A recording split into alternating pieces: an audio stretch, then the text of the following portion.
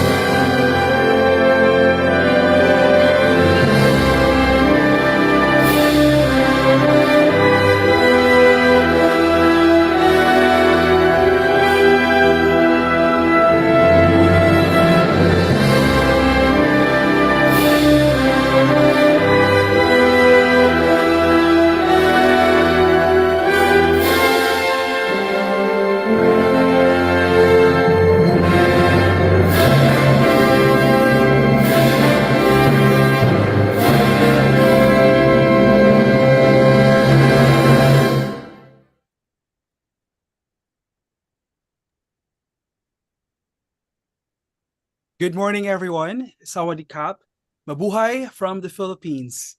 On behalf of the steering committee and organizers of the 4th Integrated STEM Leadership Summit in Asia, I warmly welcome you to the pre-summit webinar on emerging STEM careers. We are joined today by the 11 member countries of the Southeast Asian Ministers of Education Organization, 9 associate member countries, and 8 affiliate members. Thank you for joining us this morning, wherever you are in the world. My name is 𝐒𝐚𝐫.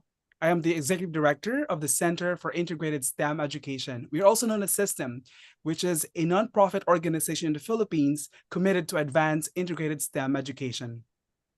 Today, we are delighted to have you join us from various parts of the world to explore the future of STEM careers and the emerging technologies shaping our world. To begin our event, it is my pleasure to introduce Dr. 𝐒𝐚𝐫, 𝐒𝐚EO STEM Education Center Director, who will deliver the welcome message.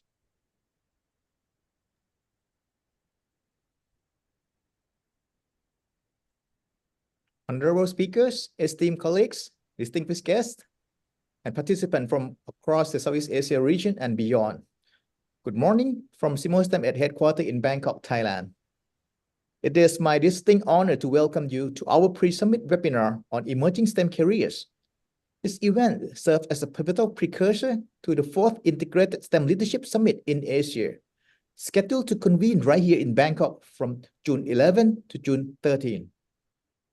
As we confront revolutionary change in the global job market driven by rapid technological advancements, including the rise of the generative AI, robotics, automation, cybersecurity, it becomes imperative to understand and adapt to this transformational effectively. Today's webinar will explore how these technologies are reshaping the future of STEM careers and what this evolution means for our workforce and education system. Our discussion will span various key topics, starting with the insight from our distinguished panel of experts. These leaders bring a wealth of knowledge from the realms of cybersecurity, smart technology innovation, and educational partnerships. They will guide us through the dynamic landscape of STEM careers and the skill necessary to thrive in this evolving environment. We also look forward to exploring strategic approaches for integrating this insight into educations and workforce training, ensuring that our educational policy and practice evolve in tandem with the future's demands. This gathering is not merely an opportunity to learn, but also a platform to engage in meaningful dialogue with peers from around the globe. Your contribution today will help shape the agenda of our upcoming summit and influence the direction of STEM education and workforce development across Asia. I extend my gratitude to all our partners and sponsors, including System, UNILAB Foundation, 𝐿𝐴, and STEM Alliance from the US, whose generous support had made this webinar possible. A special thanks to 𝐂𝐴 STEM Ed teams for orchestrating this event. Thank you all for joining us today. Your participation underscores the collaborative spirit crucial for advancing our collective goals. I am excited about the discussions we will have and insight we will share. Let's proceed with the eager spirit of inquiry and collaboration. Here's to a fruitful and enlightening session. Thank you so much. 𝐂𝐚𝐫. Thank you, Dr. 𝐒𝐚𝐫, 𝐂𝐚𝐫 STEM Education Center Director, for the inspiring and STEMifying welcome message. It is truly an honor to share this virtual meeting room with distinguished STEM educators and champions from various parts of the world. So let's dive into our plenary session this morning, focusing on emerging STEM careers. Our moderator for the plenary session and Q&A is Dr. Noorhaniza Abdulhamid, the Research and Evaluation Manager of the STEM Education Center. Dr. Hani, over to you. Okay, thank you very much, Mr. Melvin, our MC, for the introduction. A very good day and hi from Bangkok, everyone. Welcome to today's webinar on emerging STEM careers, organized by 𝐂𝐴 STEM in collaboration with our esteemed partners, UNILAB Foundation, KSTEM, and 𝐿𝐴. My name is Dr. Noorhaniza Abdulhamid from 𝐂𝐴 STEM, and I'm honored to be your moderator for this exciting and insightful event. Thank you for joining us as we explore the exciting discussion of emerging STEM careers and the opportunities that could benefit everyone here. So this is part of the programs for our 4th Integrated STEM Leadership Summit in Asia, which will be held on the 11th until 13th of June 2024 in Bangkok. So today's webinar will feature insight and discussion from our expert in the field of technology, cybersecurity, and also technical education. So over the 2.5 hours, we'll explore into various aspects of emerging STEM careers perspectives and discuss how we can prepare for the future and emerging STEM careers. So we are very thrilled to have our speaker to share their knowledge and expertise with us. So before we begin, we'd like to remind you that today's webinar is being live streamed and can also be viewed on our Facebook and YouTube channel. So this webinar being recorded and will be available for viewing later. So if you have any questions to our speakers, kindly type them in the Q&A section in our YouTube or Facebook, and I will read out the question for you at the end of the session after the presentation from the speaker. So now let's proceed with the main agenda. So today we have the honor of hosting our distinguished speaker, Mr. 𝐂𝐚𝐫. So a brief introduction from Mr. 𝐂𝐚𝐫. I'm humbled to be here. I am the manager of the cybersecurity risk and analysis team here at Arizona State University. I'm going to go ahead and share my screen. I got a little presentation for you guys. We are going to talk today about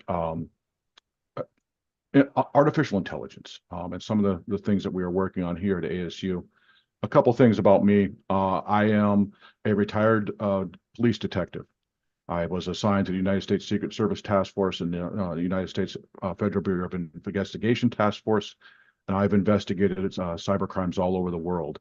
I have been to Singapore, I have been to the Philippines, and I have been to Hong Kong. So I was watching your guys' colors and opening there. I'm like, hey, those are some of them. I've been to a few of those places. So I'm very humbled to be here today to speak to you guys. Let's jump into what ASU is doing with artificial intelligence. We've been able to make a lot of headlines.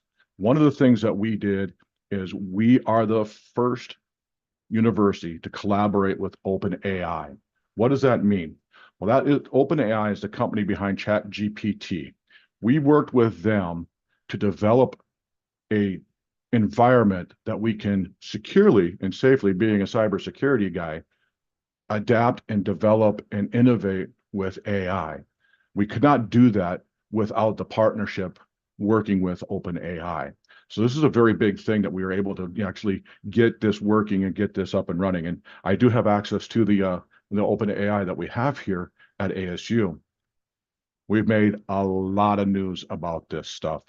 Our CIO, 𝐂𝐚𝐫, our Dr. Crow, our president, you can see TechCrunch, all kinds of people are talking about this collaboration that we've had with ChatGPT.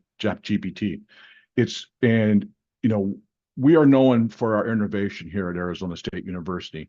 And this is another feather in the cap that we have, because we saw that AI is a cyber career that is going to explode in the next coming years. It's going to be a large portion of what people are going to be doing. It has got so much potential. It is absolutely crazy.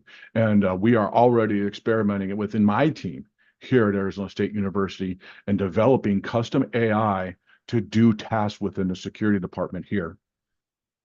So we talked about, we have a private ChatGPT instant. What does that mean? That means that the work and the data that we're using at Arizona State University are not being used with the wider ChatGPT and OpenAI system. This provides us with some data security, because we do deal with all kinds of data from people who are studying, 17th century German poets. We also work with NASA. So we have a very wide range of data that we have to make sure that we protect. By having this collaboration, we have our own ChatGPT instance, so we can control that data is not being shared with other places, even in the training of that. The second thing is, hey, we got access to ChatGPT-4. That really, really, really helps us. Every version of ChatGPT becomes more and more powerful.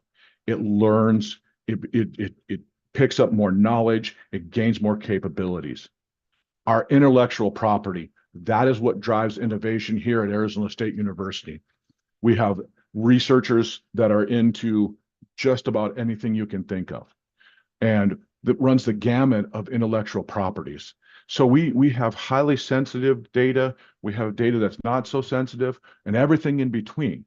This is why we went to ChatGPT and said, hey, work with us. We want to innovate, we want to share, but we cannot share this data and have it out there available. That is a big, we're going to talk towards the end of this presentation about securing artificial intelligence. And that's one of the main concepts, is securing your data. Who is it being shared with? Here are our guiding tenets. We want to shape tomorrow's innovations. ASU wants to be part of tomorrow. What is AI going to do for everybody tomorrow? With that, though, there's principled innovation. We have a responsibility to teach AI and to use AI responsibly. Okay, there's already hackers out there that are using AI to attack organizations. By doing this in a principled manner, we empower creativity. Let's get these big brains. We have tons and tons and tons of students. Let's get these big brains going. If you can imagine it, let's go for it. Let's see if we can make it happen. But we have to follow our principles and keep the pace responsibly. Sometimes going too fast isn't always the best option. Every now and then you got to take a step back and say, should we be doing this? Not just can we do this, but should we be doing this? And those are things that we have to keep in mind. Last thing, accessible technology for all. We want to make sure that everybody has access to the technology that we're developing and the things that we are developing. Because if people can't use it, it's not useful, and that's not what we want. We want to get out there. We want people to be able to use these innovations. Some of the things in the impact, AI research, nonstop. Every day we've got researchers contacting my team about risks involved with their research with AI. How can people access AI? And what levels of access do they need? Do they need to develop things? Do they need to answer questions? Do you need it to do research for you? Teaching and learning, absolutely. We've already built a couple of tools to help our professors develop syllabus and develop content and to develop the tools to teach their courses. An agile workforce. Man, when we got access to ChatGPT, my guys were in heaven because we could come up with policies, we could come up with standards, we could come up with a lot of content, security content, very quickly and very accurately. Again, principled innovation, you're going to see that over and over and over again. And there's innovation and problem solving. What problem are we solving with AI? That's where we look at things such as, can I use AI to look at my vulnerability management program and look for ways to make it more efficient? Can I use it in my risk management program here in cybersecurity? Partnerships. Nothing works in a silo. We have to partner with people. We have to work with organizations outside ASU to keep this stuff going. There's people out there that need our innovation and we need their innovation too. It's a two-way street and it just makes a better product for all. Business automation. Hey, this is where there's going to be a ton of jobs coming up. Business automation, taking redundant tasks and all the things that people are like, oh, I have to go file this, I have to put in this, getting that taken care of. We want to invest in these foundations for change now.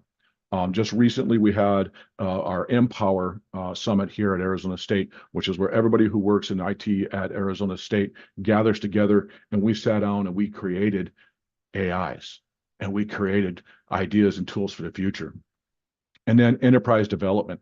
How can AI help us here at ASU? We are a large university.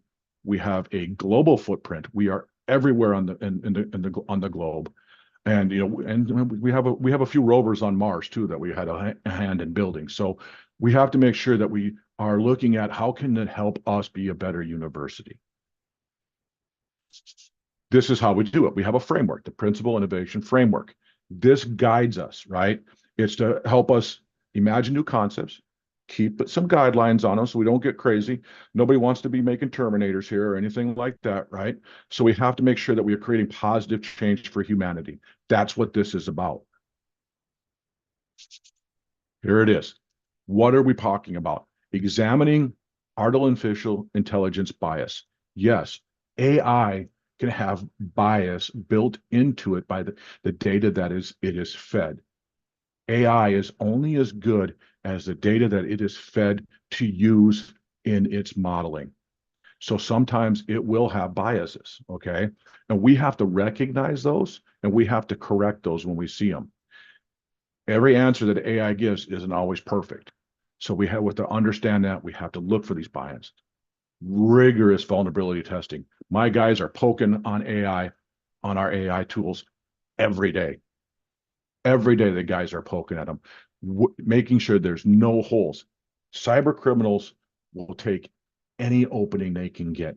Tiny, tiny little cracks. You forget to patch one server. You forget to close one port. Boom, they're on you. And they are in there. And now they're in your AI and they're doing bad things. Developing in private, secure environments. This is key. Like we talked about before, we can't be sharing all of our data. You have to be very careful when you're using AI and building tools with AI that you're not oversharing the information that you're using. Yeah, it's exciting and we can do a lot of great stuff, but we have to take that step back and say, should I be sharing this data in AI? That's the question you have to ask yourself. And in many cases, that data may be regulated by government privacy laws, and you can't share it. So you have to take those things into account. We have an AI acceleration team here. The AI acceleration team was put together to drive innovation, to make sure that we can keep things moving forward and act as this amplifier, right? So it's not just one team or two teams, that team. There is a team that is dedicated to AI here and making sure that we keep this thing moving forward at a pretty good clip. We are moving pretty quickly on a lot of these things. This is Elizabeth Riley. She is the executive director of our AI acceleration team. She's a great lady to work with. And she states, our goal is to develop AI platforms and products that serve our students and positively impact the communities we serve. Absolutely. That is the key statement of that whole thing that she says there. And that's what we've been working on. And that's what we keep as our founding line. Every meeting we have with the AI team, we talk about security and we talk about the impact that the products we are developing are going to have. What have we been doing? Well, all kinds of stuff. This is one of the proposals, an AI-enabled language buddy. Automatic translation. There's many people from many countries here who speak differing languages and differing levels of English. Some of you may be trying to understand me, and I have a little bit of a problem understanding others, but Language Buddy is something that we can use then to automate translation. Okay, absolutely, really, really cool. I saw a demo of it. It's neat.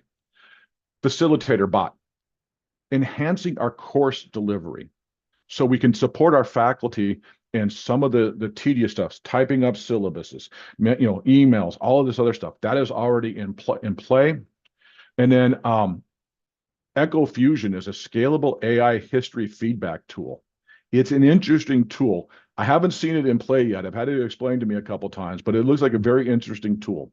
That's just some of the things that we've been working on. We've had almost 432 licenses awarded across these projects. Just crazy stuff, man. Here's more. We are assessing the ChatGPT for improving coding efficiency for large desert carbon cycle data sets.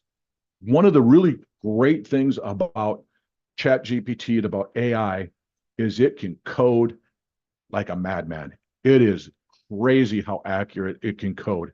So it helps you create clean code, and it can help you review code to better what you're trying to do, to better the application you're working on. I've used it in the security business to create some custom detections in Splunk, one of our security tools. I've used it to create Python scripts for us, all that kind of stuff. So this is going to be leveraging ChatGPT is going to change the way that we code applications. There's no doubt about it. We're evaluating AI in some biologically based models in toxicology.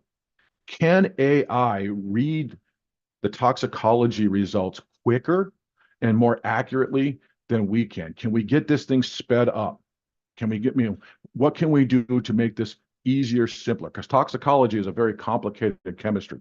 So we have to see if we can leverage that in there. And we are exploring AI human collaborative data labeling practices in all kinds of nuanced special topics. What can AI help us do with data? Can we break data up? Can we apply labels to it? Can we categorize the data itself using AI to help us clean up databases? Databases don't work if you have dirty data. So we're working on some of those projects. Scaling the public enterprise.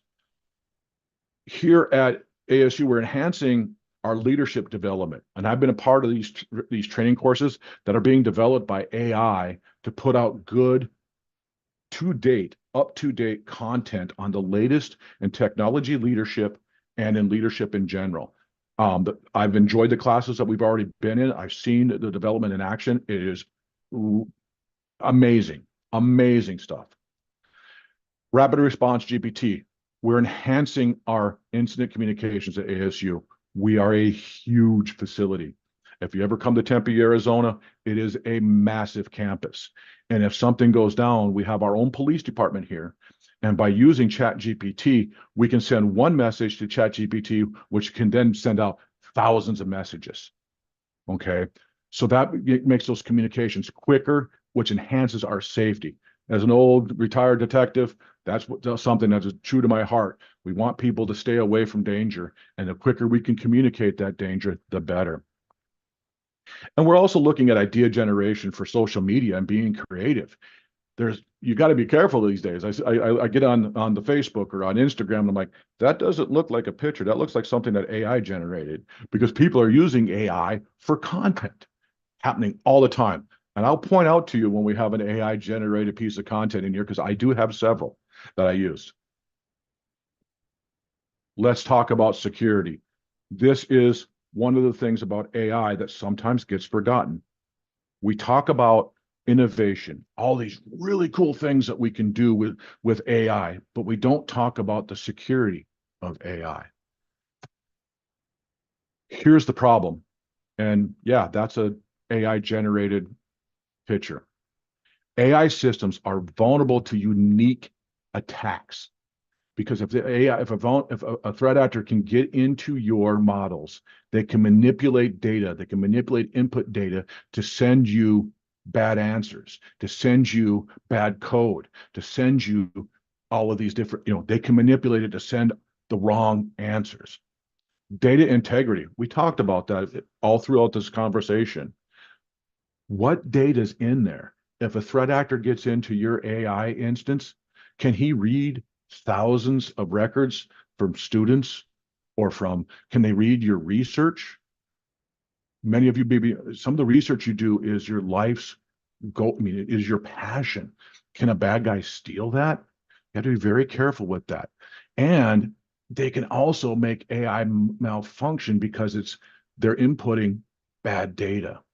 So that compromises the decision-making process. AI platforms are complex attack surfaces, okay? Attack surfaces is what email is, an attack surface. We've got a good grip on email. Our network infrastructure, our attack surfaces, we got a good grip on that. Now we have an AI, and we're always constantly evolving and looking at ways to make the attack surface minimal so the bad guys can't get in. But as AI goes like this and expands, security is playing catch up. I'm not going to lie to that. Comprehensive risk management. We are taking an approach here at ASU about as risk management with artificial intelligence. So we're looking at risk, not just security. What risks are specific to AI? And some of the things we talked about throughout this conversation are risk. Sharing the wrong data. An attack that modifies data so that you're getting bad answers, that you're getting the wrong data or stealing data. So these are all things that we look at from a risk management perspective. And we've been giving a lot of guidance on that from a risk perspective. Here's the way we look at it. And again, another ChatGPT generated picture. Pretty accurate. I got to say, they've got our logos down to an art form there. We look at it like this. Protect the model. 2, protect the data. And 3, protect the application. In cybersecurity, we've been protecting data and applications for years. The model itself is new, but it's nothing new to security because we've been protecting databases and sets like that forever. We can use some of the same concepts. But those are the 3 big ones that we have broiled this thing down to when it comes to protecting AI. And by looking at it from this simple approach, we break down the complexity of trying to secure these applications, this data, and these models. So, protect the model. Security measures are critical for ensuring trustworthiness, right? So we have to protect that model. But a guy gets in there and he's going to cause all kinds of havoc, right? Protect the data. We've talked about sensitive data, right? We don't want to lose data in these things. And protect the application. This is nothing new. Following industry best practices, such as the framework, such as the National Institute of Standards and Training here in the United States, which has free resources for you to check on the frameworks, is a very key part of this. The basics of security still apply to AI. What happens? Evasion attacks. So evasion attacks happen after AI is deployed. It is an attempt to alter your inputs to change how the system responds. It's kind of like a man-in-the-middle attack, okay? Examples would be adding markings to stop signs to make an autonomous vehicle, make them think that they're speed limit signs. Here, I live in Chandler, Arizona, and the Phoenix metro area is a haven for self-driving cars. We have Waymo here. They're all over the place, and they've been all over the place for years. They're run by an AI. And if an attacker gets in there and can change that AI to read stop signs as speed limit signs, it's not going to work. We're going to have a lot of accidents. Poisoning attacks. These happen when you're training AI. When you develop an artificial intelligence, you have to take the time to train it. It's just like a kid. You've got to teach it to talk. You got to teach it to walk. You got to teach it to crawl. You have to teach it to feed itself. You have to train AI. This is where poisoning attacks comes in. The bad guy will insert data so that the chatbot, for instance, the chatbot will just throw all kinds of things out there. I've read an article the other day where somebody got into a Microsoft Copilot instance, and it was saying some very, very inappropriate things in responses. That's a poisoning attack. Privacy attacks. This is where they can manipulate your AI to give out sensitive data. Hey, AI, what's Keith Swanson's social security number? That's a very sensitive thing here in the States. And it gives it out. That's not good because it's releasing data that's controlled and has rules and laws against it. So these are things that you have to make sure that you're testing, is that if you have sensitive data in there, that it can't be taken out. And abuse attacks. This is just throwing incorrect information into a source, a web page or an online document, that then AI sucks that information in, almost like a poisoning attack, and goes, oh, well, this website over here says that this is a good thing. Not so much, right? So sometimes the reference data that AI uses that may be out there on the web, we have to be very careful with that also. Let's get back to basics. We talked about NIST. The National Institute of Standards and Training here in the United States publishes frameworks. In these frameworks are sets of security controls that we can use to protect AI. The NIST AI Risk Management Framework. This is what my team is doing to evaluate risk. And we use this as the concepts around how we evaluate that risk with AI applications and what we're doing. The NIST Cybersecurity Framework. This is a guideline on managing cybersecurity risks. So it's an overarching cybersecurity guideline. And you guys can visit the NIST website, and these things are free. They're out there, they're published, they're for our use for security. They are very, very good, and following these frameworks really helps lower your risk and your threat levels and your attack vectors, everything. You have to mitigate operational risks. Service disruptions and outputs caused by malicious attacks, you've got to be able to respond, detect and respond. That is a big deal. So nothing changes. We are detecting and responding right now, 24/7, 365. Our security operations center never closes. Somebody is always watching. Somebody's always responding. Access management. This is a key concept. Let's take a few minutes to talk about this. People who are not supposed to have access to the model shouldn't. The concept of least privilege means only people who need to be in there are allowed in there. That's it. We have to be very careful with who we give access to the backbone of the AI, the model and the data. Now, the application itself is something that we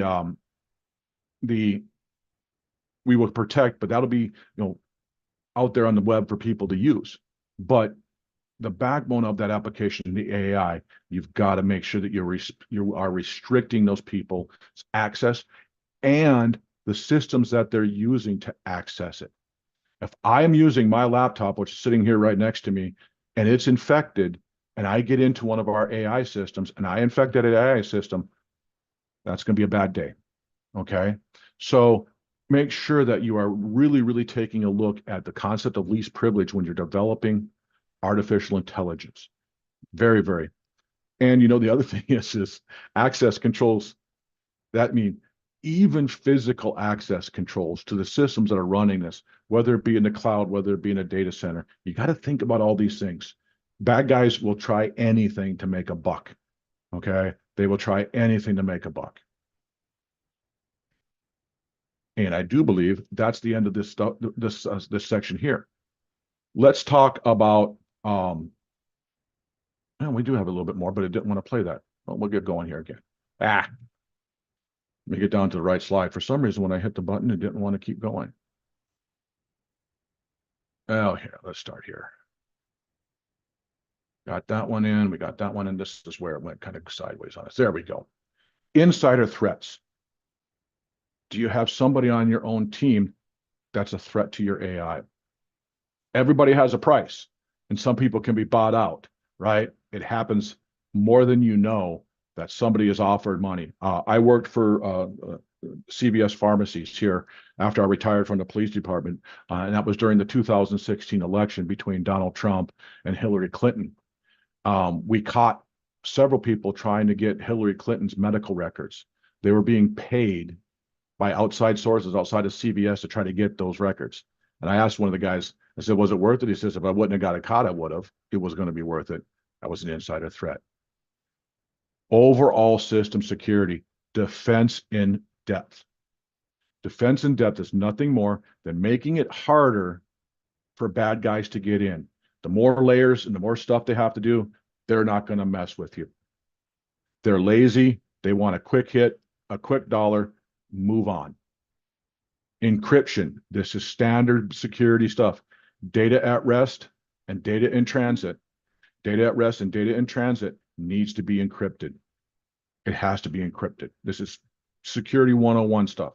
Network security, firewalls, intrusion detection systems, IPSs, all of these things have to be up to date, and you have to teach them to not let people into your AI. Okay? Nothing changes here. Nothing. This is what we do every day in cybersecurity. But let's think about something for a moment. Can we train artificial intelligence to protect itself? Interesting concept. This is called adversarial training. So we train AI models to recognize and resist adversarial inputs. Interesting. This is one of those concepts where we're like, should we do this? Because what happens if we're going in to stop AI from doing something it shouldn't be doing and it thinks we're attacking it? This is the stuff of movies, okay? There's movies about AI going crazy and doing bad things. They're out there, okay? And this is one of those concepts that should we honestly be teaching it to protect itself? The jury is still out on this one. I would say I'd be very hesitant myself. I've watched way too many sci-fi movies where AI went nuts, and the next thing you know, we've got a problem on our hands.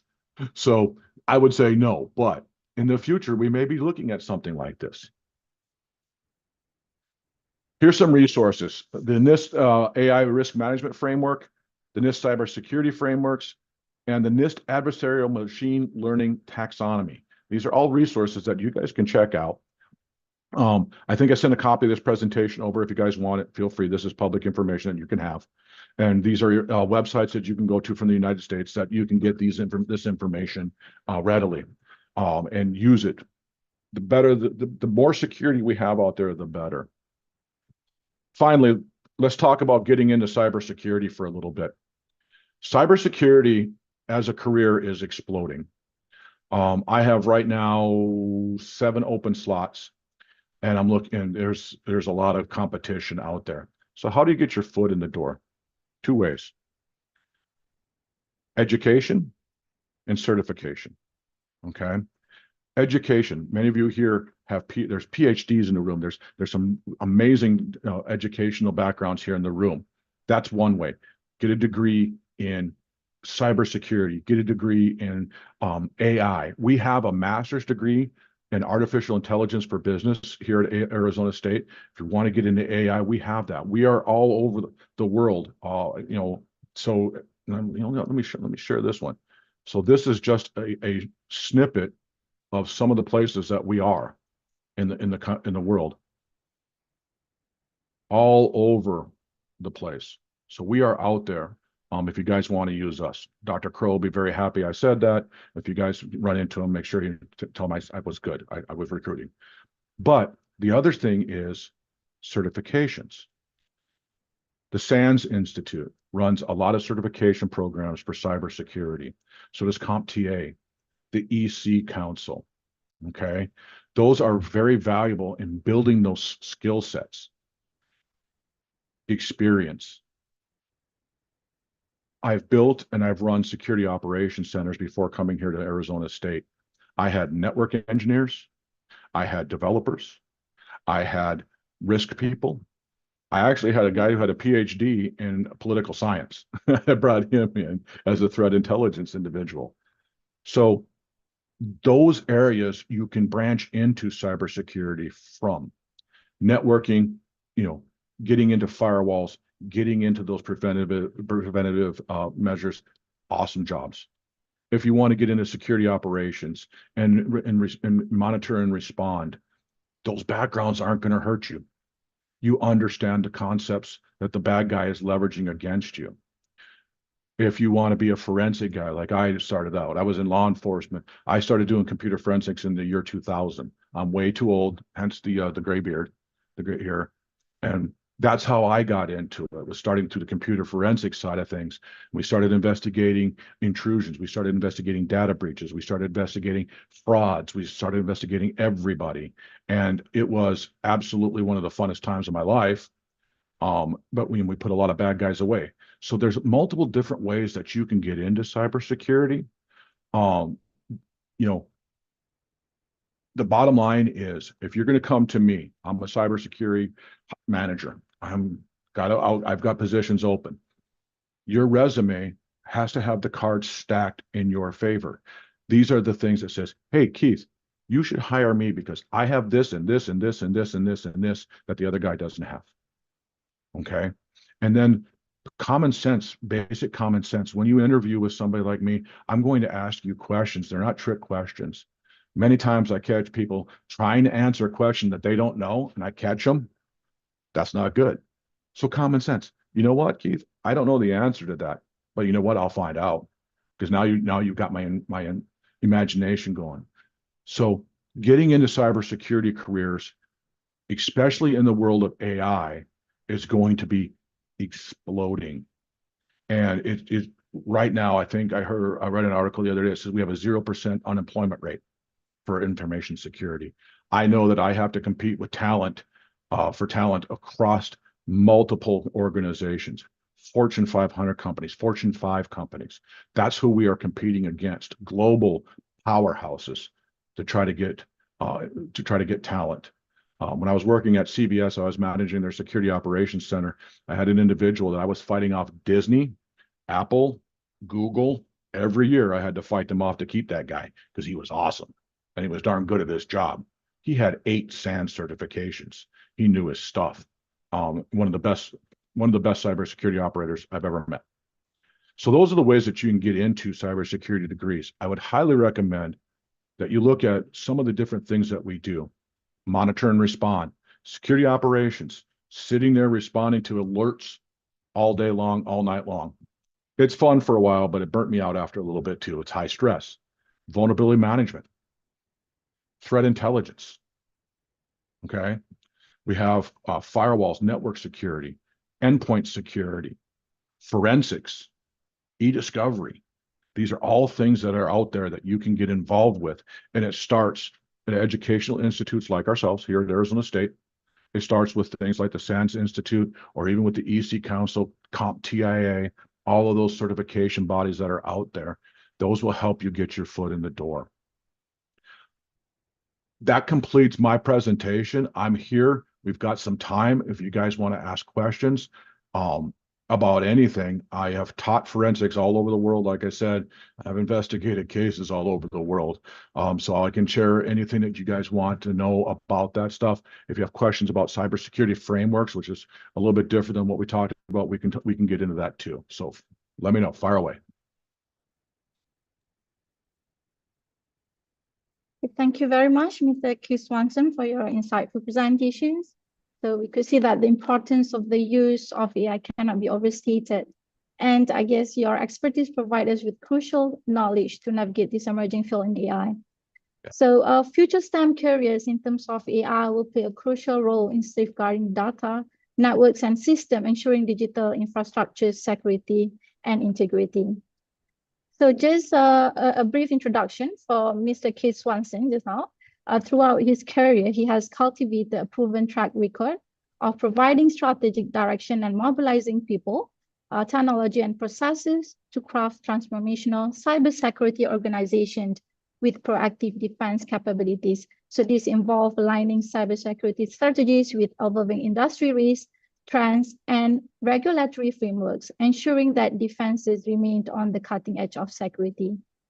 So in the real of future STEM careers, the journey of AI is marked by innovation, exploration, and transformation discoveries as aspiring professionals set out on this voyage. These embark on a path of learning and discovery, guided by a passion of technology and a curiosity about the possibility of AI. So the use of GPT and AI has been used across various industries and applications, shaping the way we interact with technology and transforming numerous aspects of our lives. So Mr. Chris Swanson, is it possible if we can keep all the questions at the end of the session? So we have another plenary session after this. Is it okay with you, Mr. Chris Swanson? Sure. Just let me know when you want to do the Okay. questions and fire away. All right, thank you very much.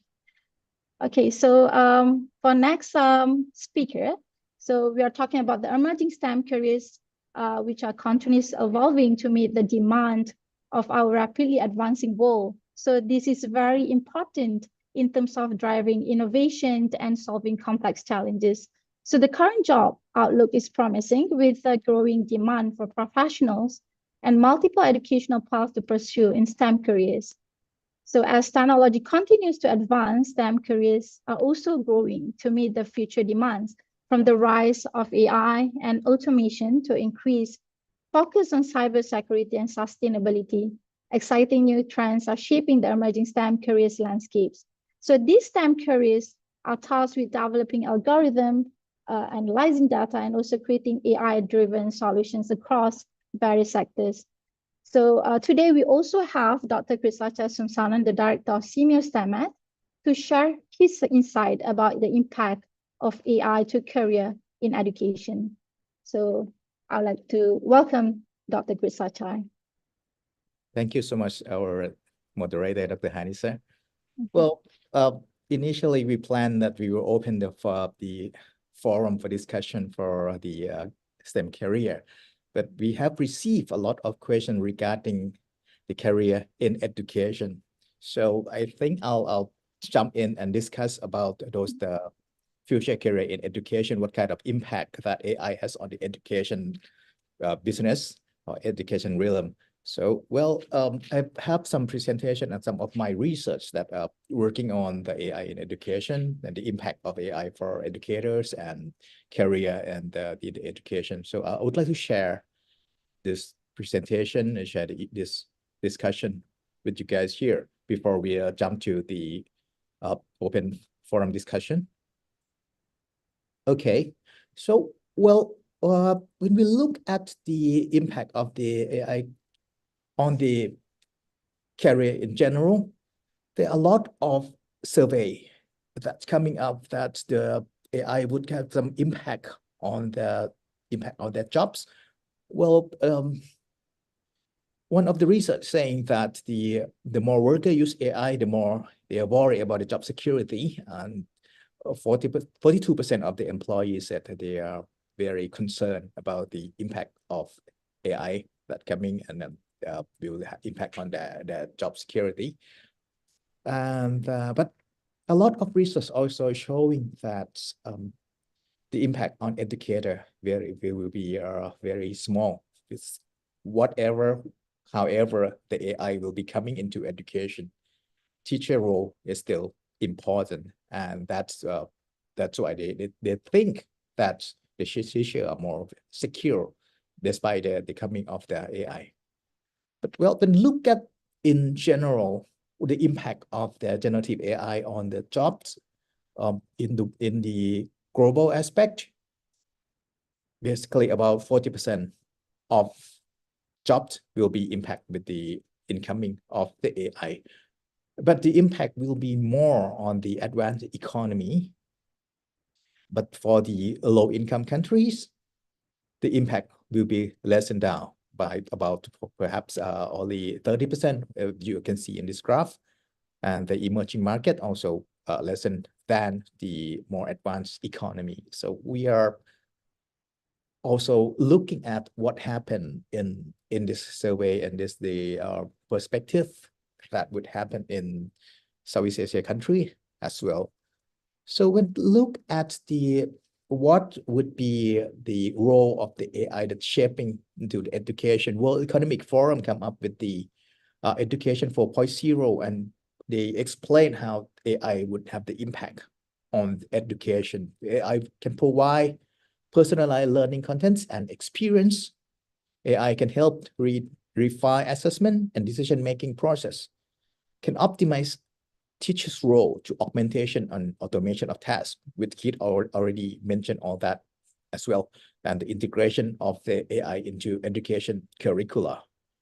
So AI has come into education and has some impact, but what kind of impact that would happen? You can see from this 4 aspects from the World Economic Forum. The first thing, it's for personalized learning content and experience. Well, this is the issue that we discuss mostly on how AI will have the impact on the student performance. Let's get back to the research from Benjamin Bloom in 20 or 30 years ago. Bloom talked about the 2 sigma problem. Bloom's research, he looking at different type of traditional classroom and also comparing it with one-on-one tutoring. And from Bloom's research, one-on-one tutoring, student with one-on-one tutoring will get higher performance by 2 sigma or 2. That means very significant improvement of the achievement of the student with one-on-one tutoring, comparing to traditional classroom where teacher deliver content to 30 to 50 students at the same time. So from this research, looking back at 30 years ago, it's impossible for us to provide one-on-one tutoring for every student. But with the coming of the AI can help becoming the one-on-one tutor. And that means that we can provide one-on-one tutor for every student in the world. If that's possible, if that happens, that means that the achievement, the performance of the student will be increased significantly with the support of the AI tutor. But does that mean that the AI tutor will replace our teacher? Well, it's still many debate and many discussion, and we can see we need to look at what will happen in the future. Well, AI can help in terms of a lot of way of the learning, but we need to look at the difference between what AI could do and what human being can do. So, well, we need to, for education, the impact of AI in education, we need to focus on human being quality. What kind of quality of human being that we want to ensure that we want to nurture those kind of human quality, which for the other thing that we can utilize AI instead. So the work that AI can work, we just give the AI to do. But what are the kind of human quality, the work that will need human quality? That's the key issue that we need to develop into our student, into the human being focus. So on human being quality, human being has those kind of qualities like curiosity and encouragement, collaboration, collaborative, critical faculties, compassionate, and empathetic to others. So those kind of things that AI doesn't have at this moment. I won't saying that AI won't have this kind of quality in the future. We don't know yet, but at the present, those are the quality that human being has superior than the AI already. AI doesn't have those kind of quality yet. So for education, even though that we have AI as the tutorial, we still have the part that AI could not help in terms of developing, in terms of teaching, and that would need the involvement of teacher, involvement of educator to help nurturing those kind of quality in the people that you would need in the future. And well, here it's McKinsey has studied the role of AI that would help in the teachers. So, well, when McKinsey study the work of the teacher, they're saying that 49% of the time of the teacher is using for direct interaction with the student. but more than half of that it's doing with some other things. So teachers have only less than half of their time teaching or involving the student, but more than half they have to do some other works. So those kind of things, those kind of other works, which Keith already talked about also, the automating of the administrative task or other task, that AI could be helpful.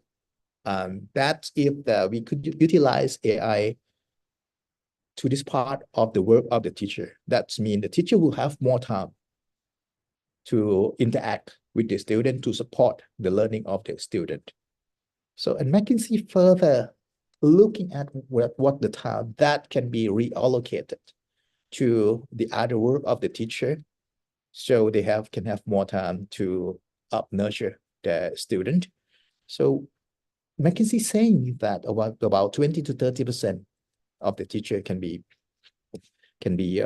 support by AI, so they can utilize those time for the nurture the student to support the student. So for in terms of a preparation, in terms of evaluation and feedback, and more on the administrative task, student instruction and engagement as well. So, and sometimes for professional development. We also talked about professional development yesterday in our webinar on STEM in TWET, and our speaker, our panel also talk about how you can help develop the teacher to utilize the new technology, those kind of micro-credential, which won't burden the teacher too much in terms of taking the time off the currently a lot of work, but they still need to have more of the professional development, which they could do in the micro certification program, micro certification approach on those. So we can see that artificial intelligence not coming to replace the teacher, but they come to help teacher to leverage some of the administrative work, so they can have more time to help the student, to nurture the student. Even though the student is using AI, but still the role of the teacher to assist the student in terms of looking at different approach of AI. That's something that Keith already talked about in terms of let the student understand what's the plus and the minus of the AI, what are the security issue that you need to look at, how to interpret the data, how to check the validation of those data as well, and how to see the progress of the student, let them guide them, counsel them to the learning into appropriate direction. That's the role of the teacher will be more pronounced, even though the AI is replacing. The AI is coming in and have the impact on the education and the learning process of the student as well. Well, okay. Initially, previously I used to teach the AI literacy in university as well. But the interesting issue that coming in when I discuss with the employer of the university, I teach both the teacher and also the administrative people in the university. And what amazed me is that even though the survey is showing that when the people exposed to the AI tool, they will worry about their job security. But when I taught in the university and the administrative work on the utilization of AI to support their work, after teaching, after they learn about AI, when I ask whether they are worried about AI is replacing their job or not, and they saying, oh, they have no worry about the AI replacing their job at all. So I was wondering what happened there, and I would like to check whether my understanding is correct, my perception is correct. So we conduct a quick survey to see whether that is true. So after conducting, so I did a pre and post test before I provide the AI literacy workshop to see the change in perception. So there are three things that we measure. We want to see their understanding of the limitation of the generative AI. We want to see whether they perceive that generative AI can be utilized to support their work. And also the key issue that we want to measure is the risk of AI is potentially to replace their jobs. So we provide I gave the workshop for 1.5 days and did a pre-post test. Have used 26 items from 𝐂𝐚𝐫 research, and the participants are 33 university staff. Did analytic of the t-test, pre and post test. The instrument, it's very simple survey, 33 questions, which I utilized from previous research. Simple, like I understand generative AI technology can generate outputs that it's factually inaccurate of the hallucination, and also other out of context, the improve of the digital quotients, digital competency of the participants, and also the fear of job loss. What it's come out, it's well, the hallucination, the understanding of the AI limitation, it's come out significant. The issue that they think that the AI can provide something with out of context, something which unreliable, unbelievable. They believe that those AI, they learn that AI have those issue of hallucination and out of context, and the results come out significantly on the improve of the digital literacy. It's marginally significant, but the fear of job loss, the pre and post test results come out indifferent. So it's not significant. So even though they are learning about the utilization of AI and they realize that how AI is important and can help with their work, but they have no fear of how AI will, they have no fear that AI will replace their job at all. So we are conducting further interview to see why this happened, despite the survey saying that when people learn about AI, they will have a fear that they will lose their jobs. So, well, after discussing with the university manager and also the participant, we found out that in Southeast Asia, I'm not sure whether this would be applied to all across the world or not, but in Southeast Asia, university staff tend to regard their position as secure. They often believe that university, they will remain employed by the university until retirement.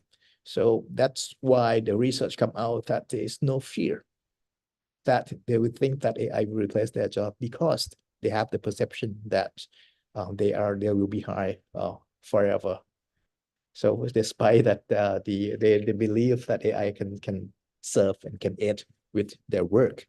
So, but when talking about the university executive, they're saying that even though their employee have those kind of perception, but in reality, they can terminate the contract, they can reorganize the work, they can lay off some people as well. So that doesn't mean that in the future, those perception of that university will employ that employee for their whole life. It's not valid at all. I mean, it's not valid to a certain extent. So this is something that we at 𝐒𝐚𝐫 we need to look at of, well, what kind of the policy that we need to do to help to support the change in the education in the university. So we recommend that the organization must need to develop comprehensive strategy and policy, well, to navigate to ensure that the smooth transitions, that we have the AI coming integrated into the workforce. And the other thing that is important is we need to study the structure of the work.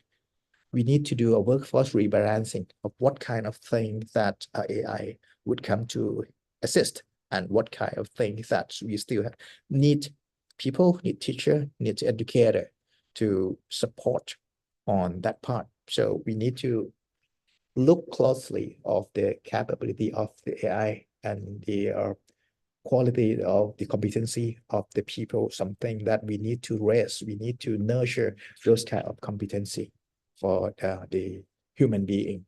comparing to what happened with the ability that AI could do. So I think, okay. We also have a lot of questions on the assessment of AI and how we can integrate that AI into curriculum. So let me touch briefly before if there is some more question, we can answer those questions. So how to integrate AI into the curriculum? We need to provide a general understanding of how AI work. Kit has been talking about the importance of data that's input into the AI, the data set. AI is good as the data set that it has. So the student need to understand that as well. The AI is not a God. AI cannot answer all the questions that you have, but they will try to provide the best that they can answer based on the data that they have. So the student need to understand that the AI is based on the data set. AI is reliant on the data set, something which out of the data set, it doesn't have the capability to provide the data on. And we need to understand the differentiate between AI and human ability as well.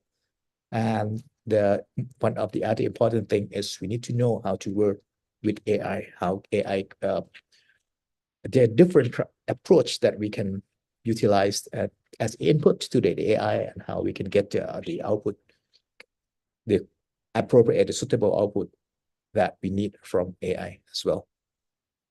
In terms of the monitoring of the impact of AI, we have been asking how we know that AI is effective in terms of helping the learning and the teacher. So there are 4 aspects that we look at when we look at how AI is helpful or not. We look at the teacher and student satisfaction as well, using a survey. A lot of research has been done in this direction of whether or not AI, the teacher and student will satisfy with the usage of the AI. We can also look at the learning outcome, how the improvement of the student learning outcome has been regarding the usage of the AI. And we can also look at the engagement and the motivation. We can monitor the change of how the student use AI. We have been studying on this as well, because generative AI is quite new in terms of the application of this tool. And human being is very adaptive. So we are studying how the students utilize the generative AI. We are going to launch competitions that ask the student to use AI for the process of design thinking on the ideation. And we open for the creative use of the AI to do the ideation process, but the student need to tell us of how they use the generative AI to produce the ideation process. So we can learn from the student as well, or how creative way that they are come up with the process, the communication with AI, what kind of the development that they have after they get the result from the AI, what further thinking that they have. We can see the development of this, because human being is, like I mentioned, very adaptive. So even the teacher, they might know that there is another clever way to use AI for the student education. So we can learn from the student at the same time, and we can share the best practice. So our humanity can be progress quickly in terms of the utilization of the tool. And we also need to look at the accessibility and inclusivity as well. So we are talking about a lot about the digital divide, and right now we have the AI divide as well in terms of access, in terms of the utilization of the tool. Okay, well, one of the tools that I really like is the use of the 𝐂𝐚𝐫, which 𝐂𝐚𝐫, it's the AI tool in Khan Academy. And what are they doing is they use GPT-4 inside the Khan Academy application, but they customized those AI by not asking AI not to provide the answer to the student, but the AI is supposed to guide the student to solve those kind of problem. And the 𝐂𝐚𝐫 which is the name of the tool. They try to find the misconception in the student. So when the student work with the AI in their own system, the AI will try to analyze what kind of the misconception the student have, why the student don't understand this aspect, what kind of thing that they can help in terms of to let the student understand more of the issue and get to the right direction.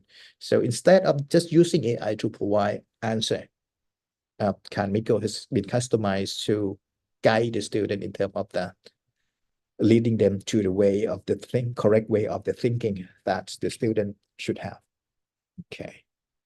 Well, Kit also talked about local AI, about the way that Arizona State University used the personal GPT-4. In Southeast Asia, we also have our AI, the generative AI system that you can utilize in your own community.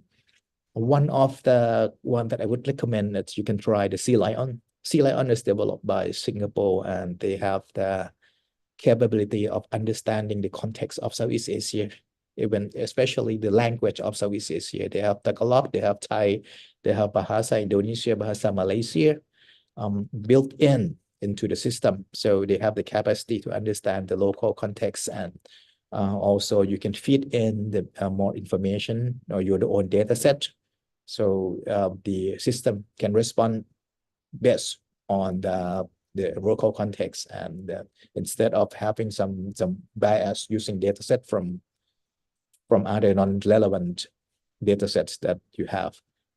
Another one that very looking with my interest, it's the utilization of the AI for the legal document. So there's been development in Thai community to utilize the AI and feeding them with all the legal documents, and AI can help you in terms of summarizing the legal document, and also answer some questions that you have in terms of the legal aspect. So this is very customized AI, which narrow down in terms of the legal document in the Thai legal document only. So it can answer the question without getting other information from all the world and confuse you with a different aspect from different countries. But it's already customized to that. So for education, if we would like to focus on certain kind of subjects, those kind of local AI system would be a wonderful tool that you can help. You can feed them with the data of the subject matter that you would like the student to focus on. So the AI can help solving the question, can guide the student to solve the question based on the data sets, specific data set that you have. So that's the way that we can adapt the generative AI to a different approach of education. So I'll stop my presentation here, and let's give you further more questions, and then we are open for discussion and open for the question and answer. Okay, back to you, Dr. Harisa. Thank you so much.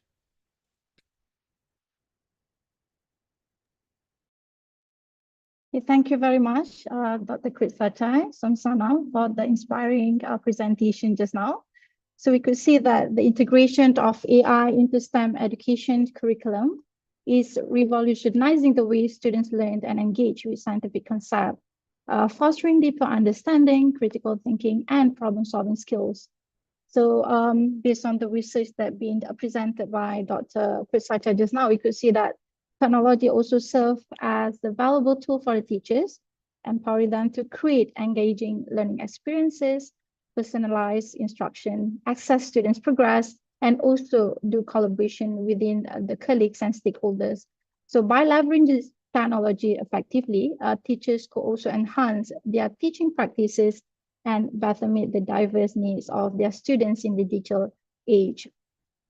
So another thing that is also important, that AI algorithm can also analyze students' learning styles, preferences, and performances data to tailor educational content and activities to individual needs. So this personalized approach ensures that each student receive targeted instruction and support, maximizing learning outcomes.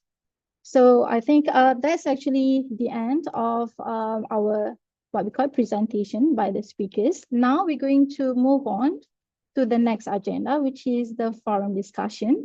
So I would like to call a few panels for this discussion in terms of giving the insights and also feedbacks in terms of our future STEM careers. So first and foremost, I would like to invite Dr. 𝐤𝐚𝐬𝐧𝐠, again, the Director of Senior STEM Ed, Dr. Cheryl Lynn Mentorella, the Director of UP National Institute of Science and Mathematics Education Development, UP NISMAT, and Ms. Kylie Liswell, the CEO and founder at STEM Leadership Alliance. And last but not least, Mr. Melvin 𝐒𝐚𝐫, the Executive Director of the Center for Integrated STEM Education, to talk about and also discuss on sharing session of emerging STEM careers. So please welcome.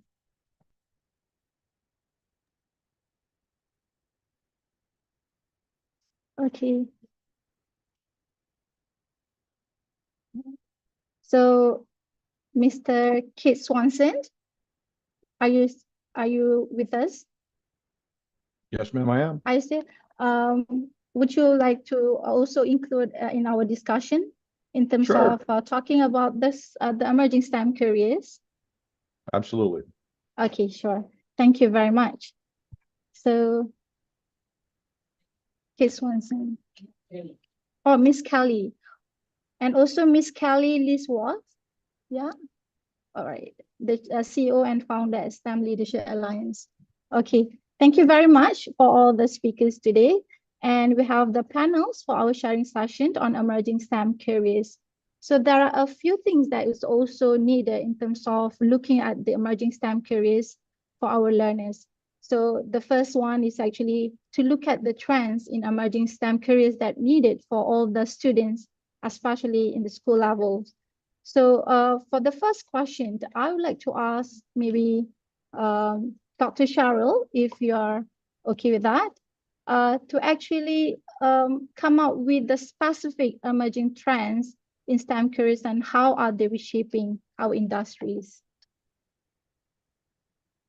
Thank you very much, Dr. Haniza, for the question. I'd like to start with probably a common theme among, talking about emerging trends, emerging STEM careers, but the importance of, but its characteristic in terms of being multidisciplinary in nature.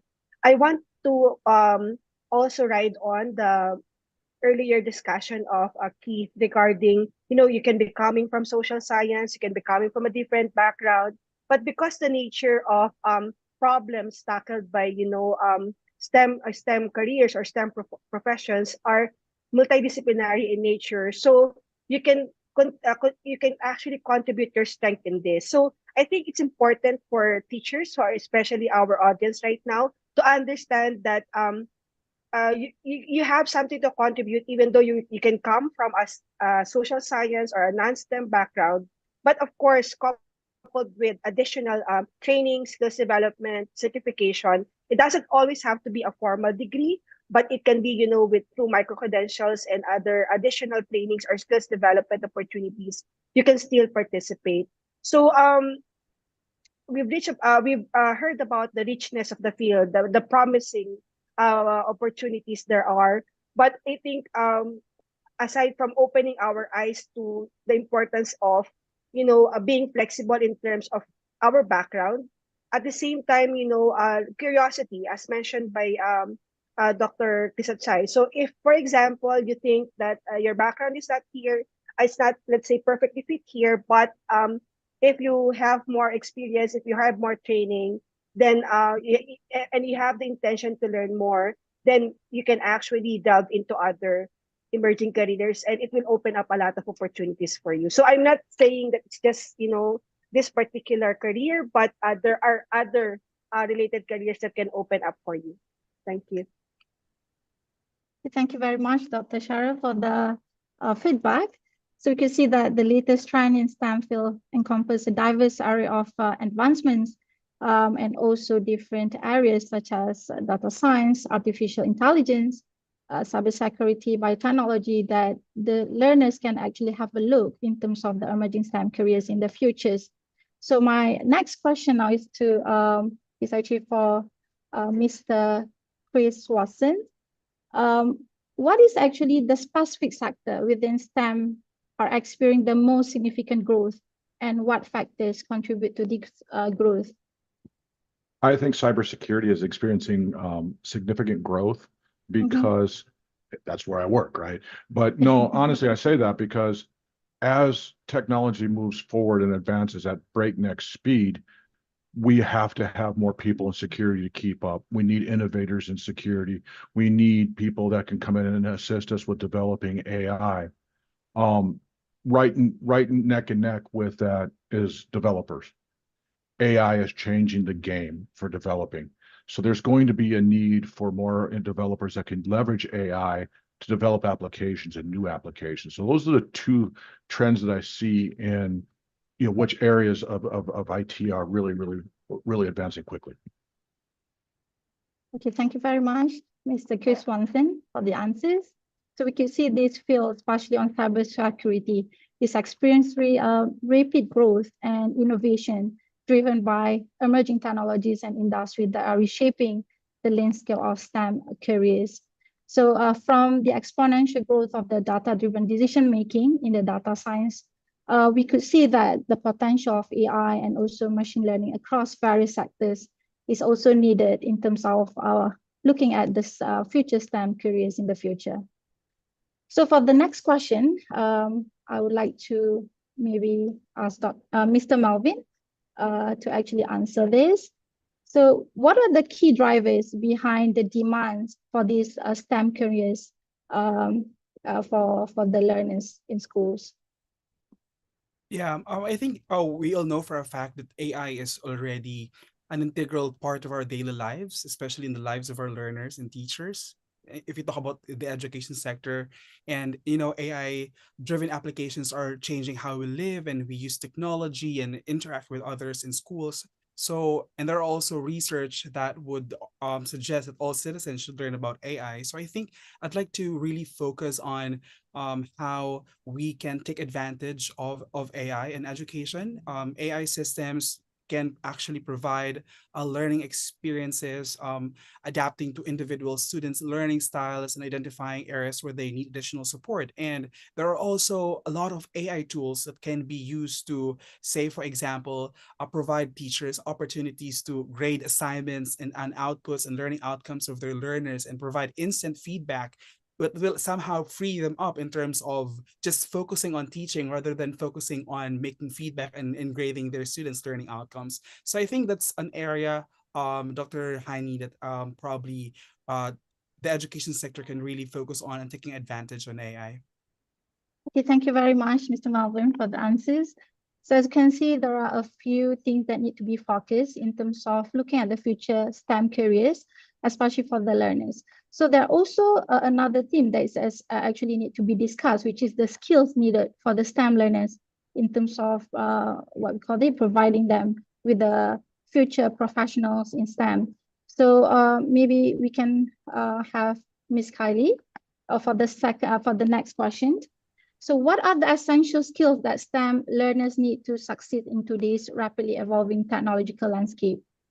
Would you explain on that? Yes, well, thank you for the question there.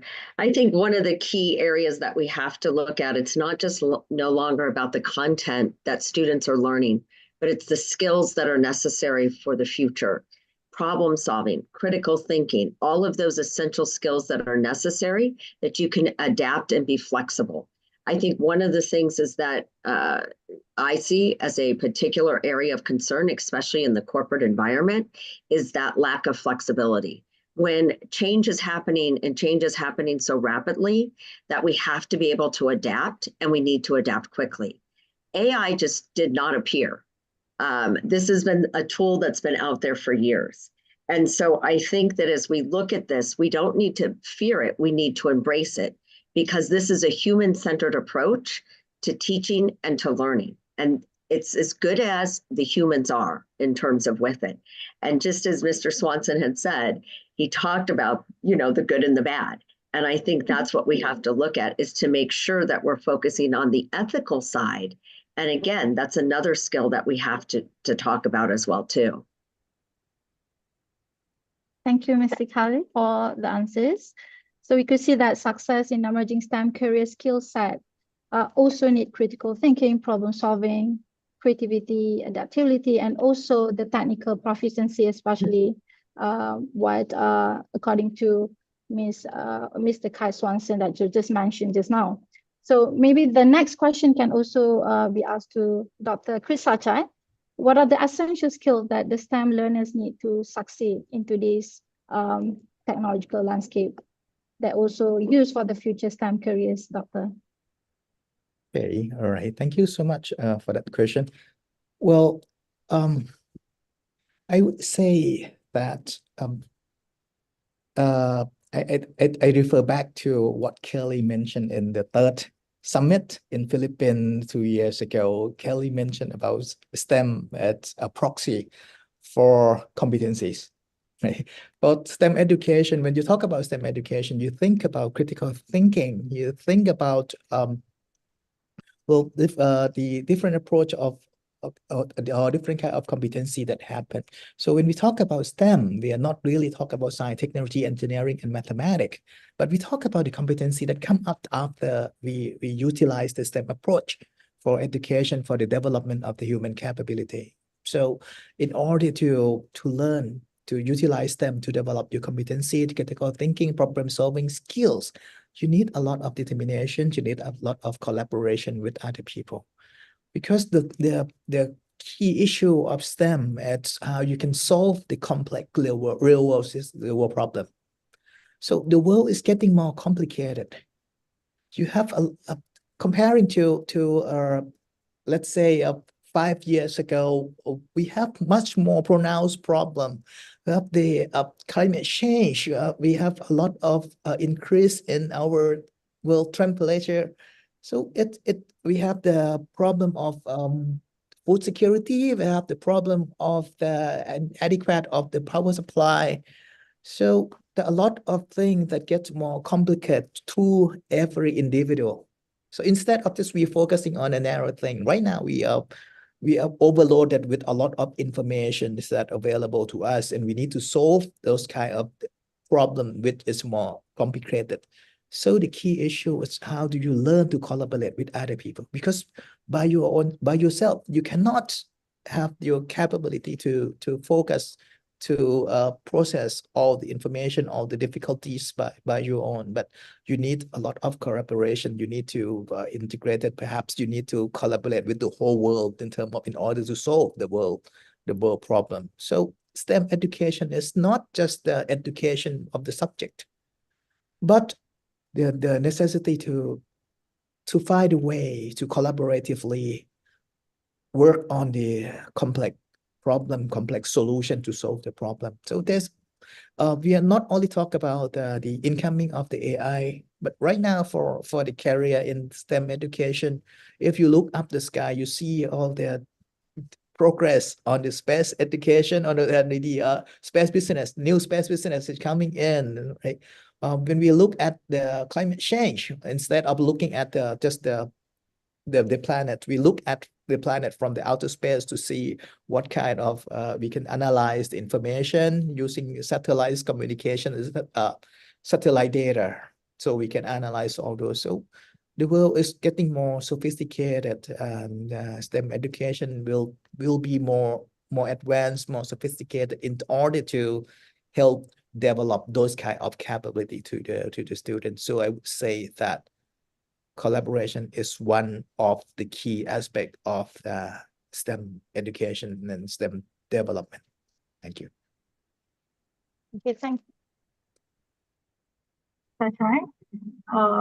for the feedback and also answer just now. So we could see that the efforts and also partnership with the community can also help to raise the awareness about the opportunities available and encourage students to explore STEM pathway So the adaptability and the willingness to learn new technologies are very important. This will enable the learners to stay ahead of the curve, and also the dynamic characters in terms of continuous innovation and change in STEM education. Okay, education and curriculum also play a pivotal role in preparing students for the emerging STEM careers by equipping them with the knowledge, skills, and also competency needed. So my next question is actually for all the panels, which is, how can the curriculum provide students with insights into potential STEM career paths and also opportunities? So maybe we can start with Miss Kelly. Okay. So I think one of the things that I would like to say is that we don't have to be afraid of AI. We don't have to be afraid of this new technology. When we talk about integrative STEM does not just sit in science, technology, engineering, and mathematics. It's across all content areas. It's across your history, your art, all disciplines. And it's a way that we have to think and a way that we have to approach. And there's exceptional resources that are available out there. We saw a few of them presented today, and we're going to continue to dive deeper and learn more about those tools and resources. But I think the part that I want to say is so important when we talk about the integrative STEM is really, how do we use this technology and tools to help to create individual learning plans for students, how it helps teachers in terms of developing resources, tools, lessons plans, that they're not spending an enormous amount of time on all these other tasks, but instead that as students start to kind of approach this and they learn these skills, today we might not know what all those jobs of the future are. So we have to prepare our students and start to learn and leverage the existing tools and resources that we have at our fingertips to go through that lens of constantly improving our studies and constantly looking at what are those opportunities for us so that we're ready to adapt to those new jobs and industries that are out there. I think one of the ones that is oftentimes when I speak with educators that they don't understand is that world of cybersecurity. And when you talk about cybersecurity, it's not just something that sits within a silo to say, oh, it's just sitting in a back room and you're looking to make sure people aren't spying on things. Cybersecurity is broad. And there's a lot of different analytics, a lot of different positions that are in there. And today, when you talk to major corporations, cybersecurity and AI, they have AI officers now. Every corporation has a cybersecurity team. And so it's something that we have to be aware of, something we have to address.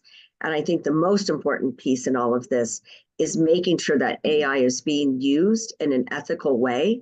And that's an obligation that we have to teach students and to work with educators on that delivery of that process there. So I know I kind of went around and said a lot of different things to answer the question, but I think the bottom line is that the integration is what's key, especially when we're talking about how all of this is going to work together. It's not a siloed approach. It has to come together. It has to work. AI is not here to replace jobs, but it's there as the future, and we need to learn to embrace that. But how we teach others, the students, how to embrace it, that's going to be the number one thing that we really have to pursue to make sure that they're getting those skills that are necessary for now and the future. Thank you very much, Ms. Kelly, for the explanations. So maybe we can proceed to our next panelist. Mr. Kai, what is actually your opinion on the curriculum that need to be provided among the students by looking at the potential STEM career path?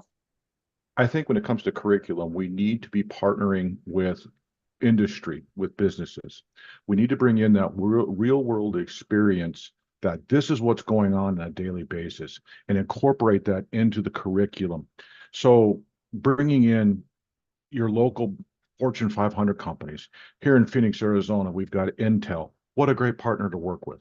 We've got, General Dynamics. We've got PayPal. We've got Microsoft. Bring them into your curriculum. Use them as examples. Go on a field trip. Go see what they're doing. And that way you come out of the school with a real world experience and all this knowledge. And now you're like, okay, I can put this to work. So I really think that those industry and education connections are a very much vital key to the future of STEM education across the board.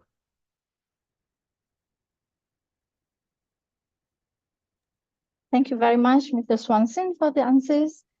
So by looking at the current trends in the STEM industries, Mr. Melvin, this might be your next question.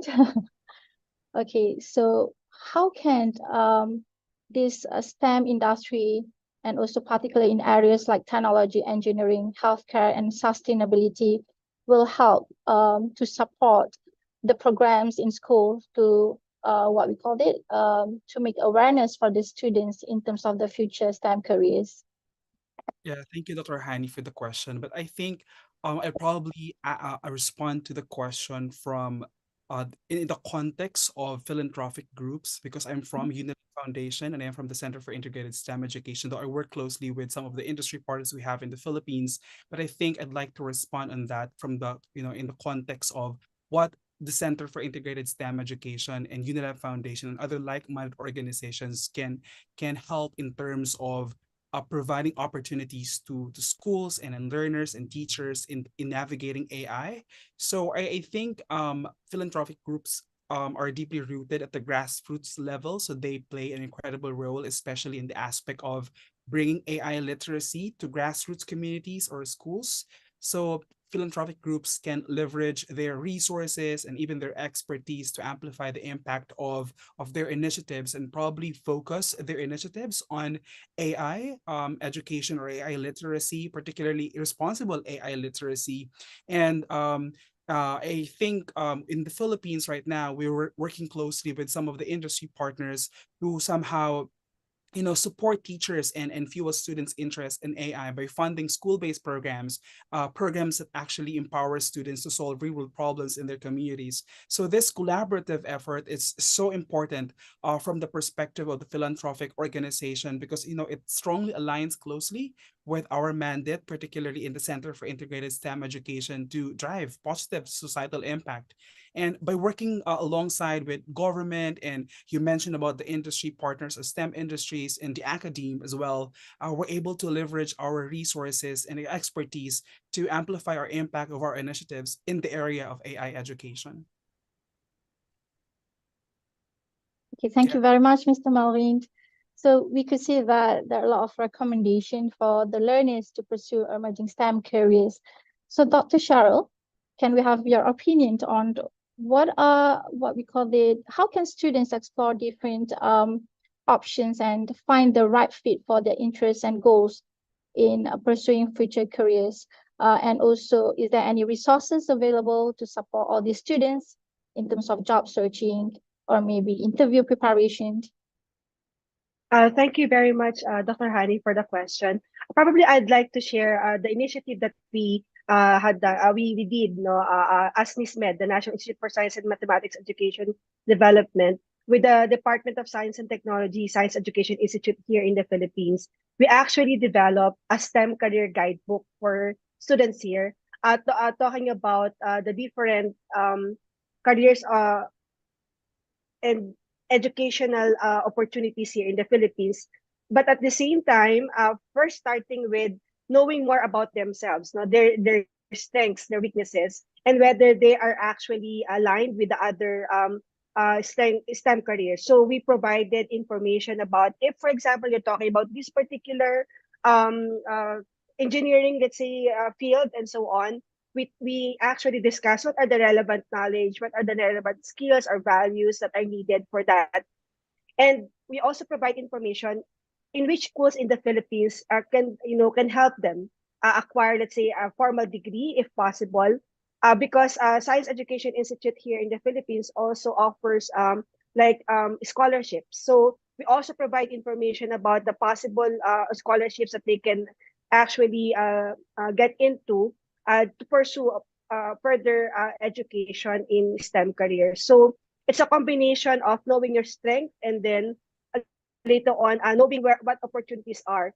The second thing that we did was actually to develop a STEM career guidance toolkit for teachers, because yesterday we heard from teachers or guidance counselors, if they are not really in tune with the emerging fields out there, especially in terms of STEM, then they will not be in the position or a better position to guide the students on how to better explore those emerging fields and what kinds of dispositions that students need now to develop to be able to navigate those emerging careers.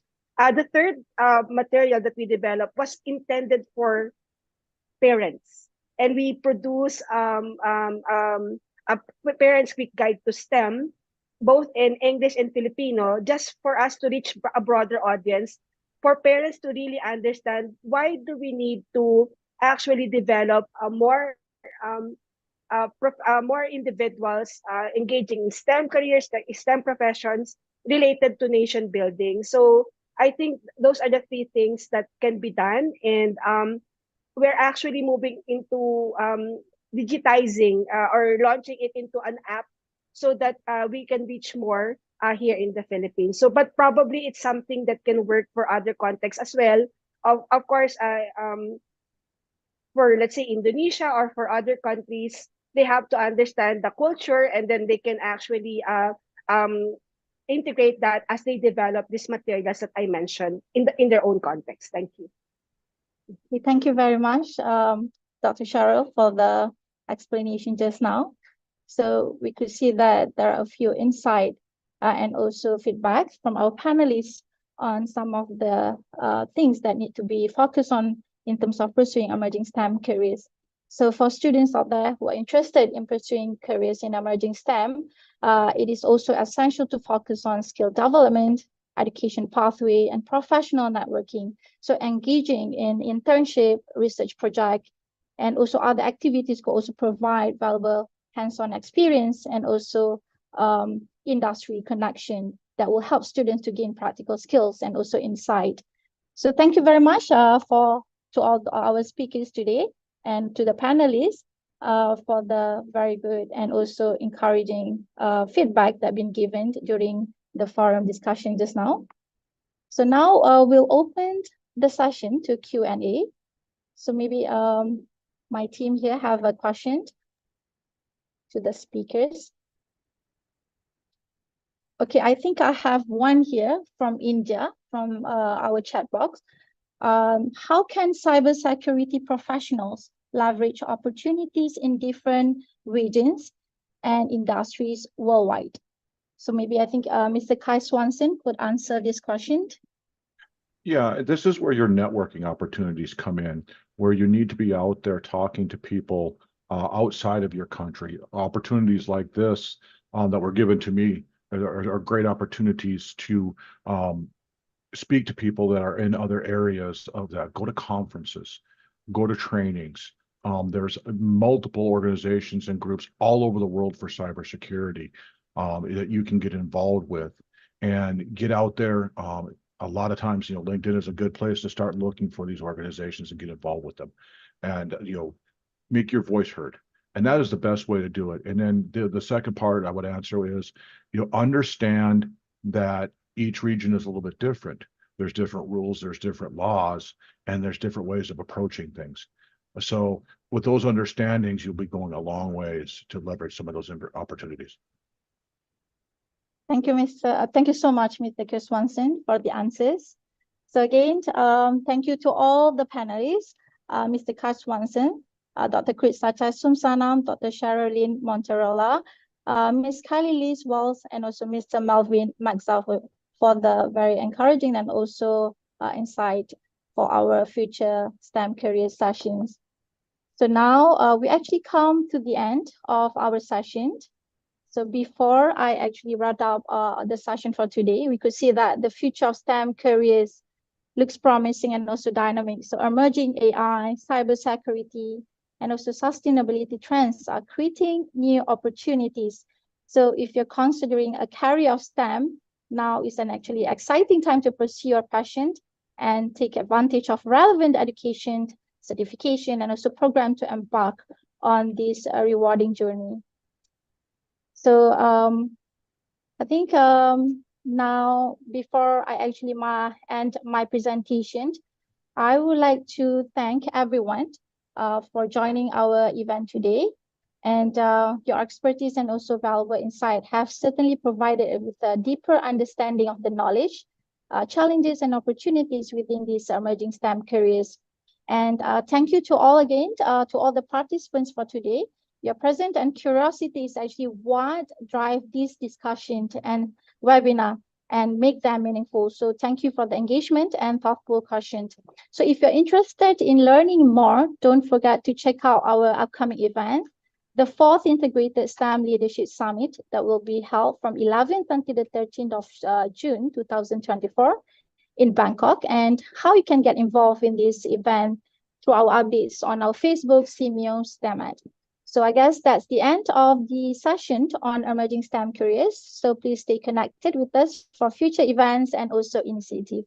See you guys in our next event. So I'll pass this session over to our MC, Mr. Melvin.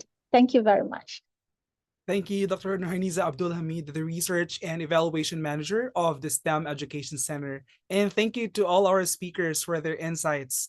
I believe we need more conversations, as mentioned by Keith earlier. We need more conversations and collaborations like this so we'll be able to navigate AI together. So to formally close our webinar this morning, I'd like to invite Dr. Sherilyn Monterola, the Director of the University of the Philippines National Institute of Science and Mathematics Education Development, or 𝐸PNISMED, to deliver the closing remarks. Dr. Monterola, please. Thank you very much, Melvin.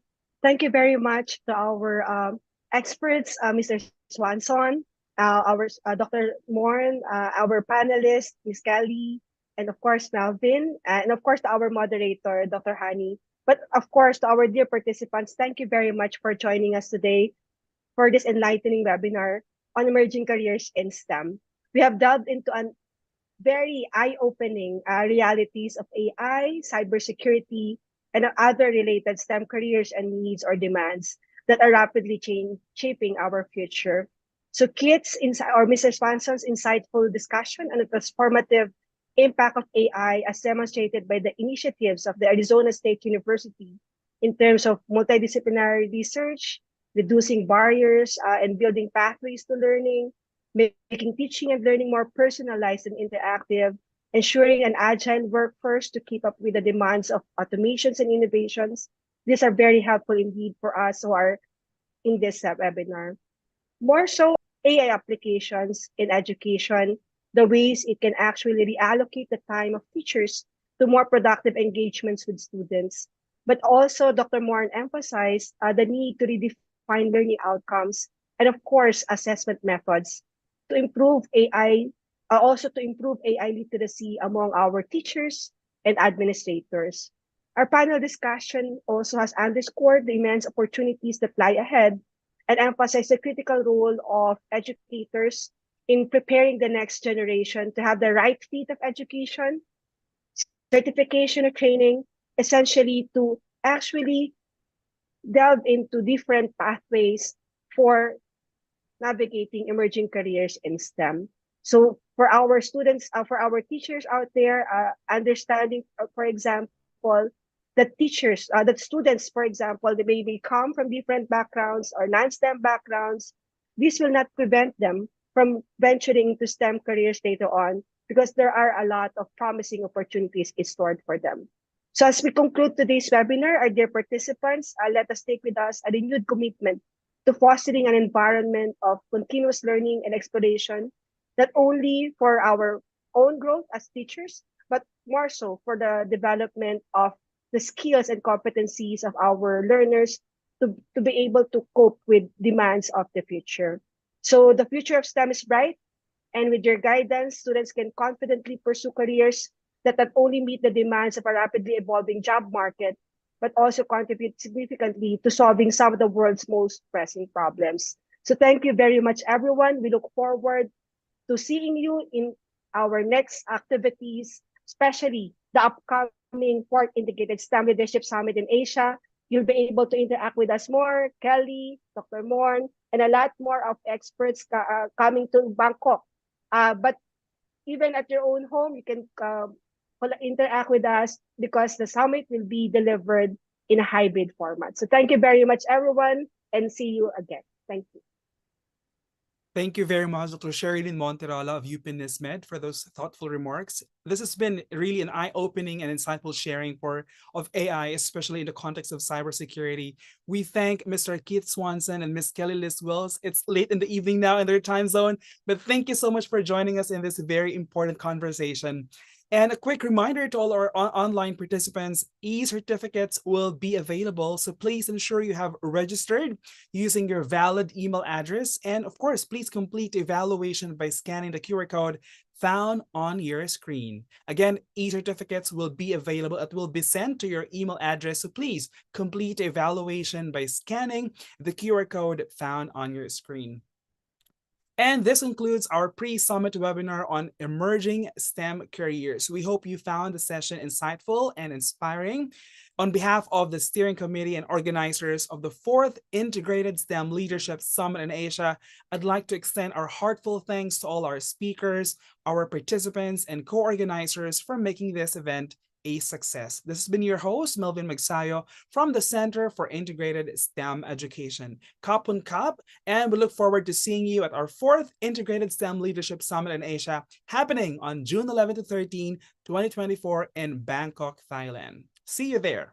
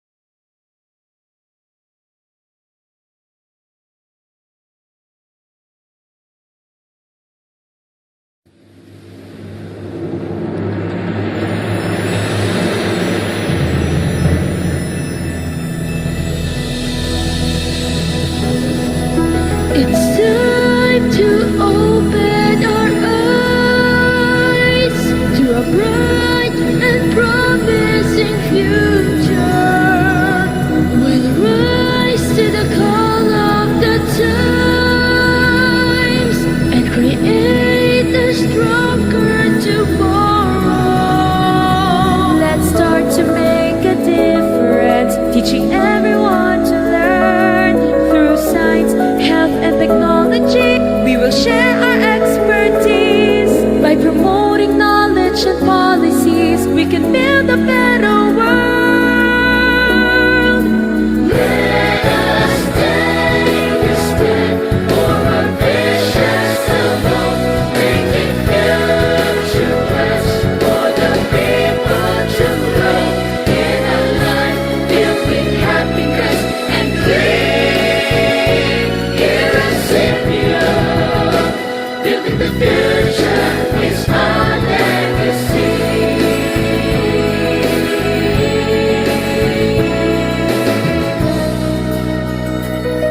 We'll achieve our goals through partnership, creating opportunities. By working hand in hand, we can accomplish all our dreams. For a better quality of life is now within our reach. Let us take a step for our visions alone, making future plans for the people to grow in a life filled with happiness and clean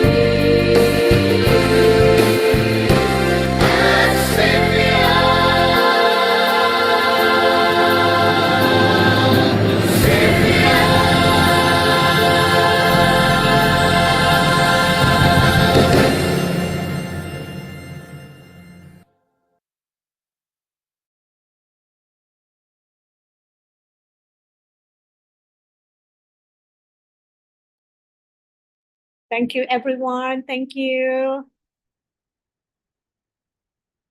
You stop Thank live. you, Dr. Arao.